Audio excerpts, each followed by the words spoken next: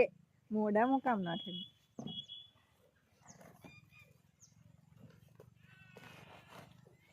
આ વાતાવરણની અસર થાય લાગે. પાલક બી ફૂટતા કેટલી 2 મહિના થઈ ગયા તે બી નાની નાની. આમ 15 દિવસમાં નાખે તો મોટી. બીજું તો મોર ખાય પણ પાલક નથી ખાતા હતા. માણસની જેમ કાઢી પડે એમ કે ખાવાની. મને બી એની ભાજી તો નહીં ભાવતી, બકવાસ પાલક નહીં. ગમે પણ એટલે બધી નહીં ખાવાની.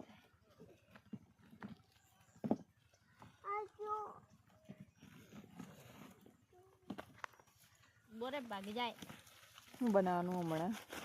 દાળ ચોખા. બાજી હવામાં કોરું શાક તો ખાવાનું નહીં થાય ને. દાળ જેવું કોણ ખાઈ લે.